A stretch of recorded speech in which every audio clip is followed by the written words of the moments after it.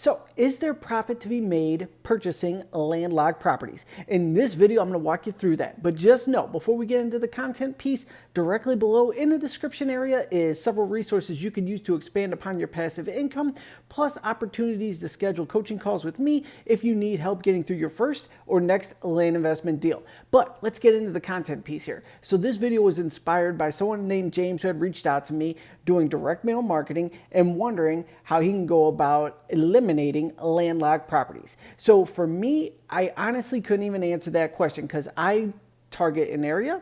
I target a certain demographic, meaning I'm looking for people that live outside of the area. I eliminate LLCs and I hit everybody with a lowball offer. I don't care so much about the property as long as it fits my size criteria and I could get it for the price point I'm offering, and my price point is always incredibly low. So if I get some landlocked deals, I'm totally okay with that. Now, if you listen to other people out there, they're probably going to advise you to avoid this, and that's a fair statement to say.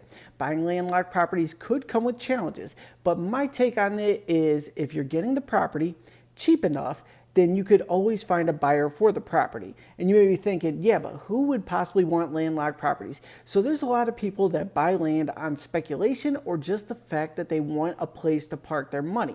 So let's say you could swoop up 5 acres that the current owner has and they know it's landlocked, they feel it's worthless. And you were able to get this 5 acres for $500. You could absolutely flip this for $1,500 to $2,500, depending upon the area and all that, but conservatively speaking, I'm not even going to edit that out, you could go ahead and flip that for, $1,500, $2,000, $2,500, somewhere in there. Now, it's well worth taking it down for the $500. Let's say you don't find anybody to buy the property. Was the $500 investment a real loss to you, or was it just a learning lesson in knowing moving forward you want to avoid that? That's entirely up to you and the buyer pool you're targeting. But for me, I'll absolutely risk $500 on deals that I think fit my criteria. And I know I could always sell or finance these deals as an exit strategy as well. You put in $500, you market 5 acres out there, give all the details of the property, but say, hey, you could own this for $25 a month for the next 4 years, 5 years, 6 years, whatever the case, and you'll get that little tiny cash flow coming in. You'll still profit from a landlocked deal. Plus, another thing you could do with landlocked properties is find out who owns all the properties adjoining your property. So you can go ahead and pull the parcels off a public record, look up who the owner is, and then send them a letter. Hey, I just acquired 5 acres that are adjoining to your lot. Would you be interested in purchasing this for $1,500? Play the odds, see who's interested, and absolutely when people own land in a specific area, they love to add on to their existing parcel so they own a bigger plot and have a bigger bug out property or whatever their motivation is in the land investment game.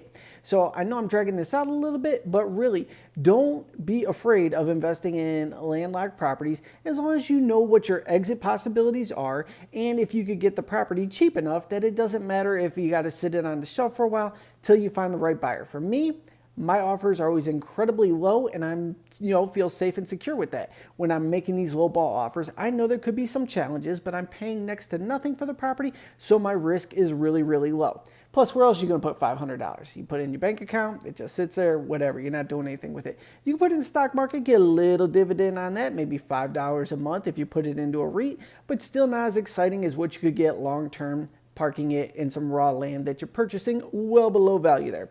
So just a few things to consider. So when you're doing your direct mail marketing, like I said, unfortunately, I don't have the answer on how to sort that out. I'm sure there's plenty of people that could tell you exactly how to do that. But for me, I target a county. I want off-grid type properties within that county. I want a certain size to target right off the bat. And then I say, we're looking for owners of these properties that live out of state. They're not attached to them. We're going to eliminate all LLCs, which tells me we're most likely getting rid of all the investors. And these are people that most likely inherited the property or just bought it on a whim and they don't care about it. And we're going to offer everybody one lowball offer of blank. And my offers are usually really, really low. I play the odds, and those odds will work in my favor because I can get, for every 500 letters sent out, 3 to 5 typically accept my offer right off the bat. That gives me plenty of profit there. And then on the back end, usually 90 days later, some people will dig those letters back out and say, you know what, I just fell on hard times. The car broke down. My kid went to jail. I need some bail money for him, whatever the case may be. I'll accept that offer you sent out because I could use every little bit I could get. Boom, you close a couple more deals based on that. Then here's the trick. Stick with me on this. The people that accept your offer, in many cases, don't volunteer information that they own other properties. So a little trick that I do to get more deals out of my direct mail offers. I know we went from landlocked properties, now we're going to a marketing strategy, but hey, let's get that value piece out here. So people accept your offer. You go ahead, you make the purchase. Then you look up their name and their info online within the county you just purchased property from them in. See if they own anything else. If they do, what you could do is prepare a deed for all the other properties. Mail them their check for this first deal you just did with them, along with a deed with all the other deals. Say, hey, I happen to notice you own all these other properties in the area. If you're interested in selling these, go ahead and sign, notarize, and mail back this deed, and I'll send you a certified check out for blank. No commitment for them here. They either look at it and say, yeah, I'll accept that offer. Cool. Sign, notarize, mail it back. They know you're good because you just sent them a check for the first deal. You go ahead and transfer that, and bam, you picked up a bunch of additional properties without any marketing cost. Now, let's say you purchase property from people and they don't have anything else in the area. That doesn't mean that they don't own other properties though.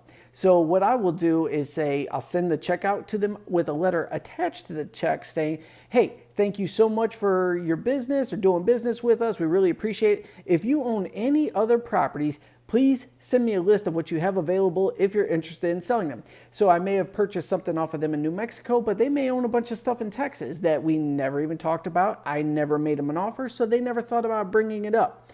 But when you send them a check with a follow-up letter, say, hey, if you got anything else sitting around, send it over my way. I'd be happy to make you an offer on that. Boom, you could pick up more deals without doing the expense of direct mail marketing.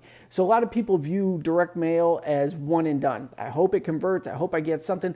We want to get a response. We want to get a contact point first to see if we're even on the right track. Then if we get a response and we get a conversion, let's see how many times we can get that conversion to convert again with additional deals they might have in the pipeline. One thing I've never tried though is reaching out to them and saying, hey, if you have any friends that own land that may be interested in selling, which should be something we should target this year. I haven't done that personally, but I could add that. And then obviously I will share the content over here on the channel if I convert any that way. But we're bouncing all over the place for real now. So like I said, if you do direct mail marketing, I don't worry about landlocked properties. I'll make my offers so low that I'll go ahead and, if they accept, cool, I'll buy it and I'll take the risk. I'm good with that. And then once I do the conversion there, I want to see if they own anything else. And if they do, I'll swoop up those properties as well and keep it going until we're completely out, flip everything, and then send out more mail to keep the cycle going. So this was a stretched out video on some landlocked deals, but we were able to cover a lot of great content, I think. So if you have any questions about the land investment business, you could text me at 440-567-6040 or just drop them down below. I'll create the content answering your questions for you. And be sure to check out all the resources in the description down below. Additional strategies to build passive income super easy, or jump on a consulting call with me. I'll walk you through your first or next land investment deal that could be found at landflippingmichael.com if you don't want to check down below. But as always, I truly appreciate you tuning in. Thank you so much, and I'll see you in the next video.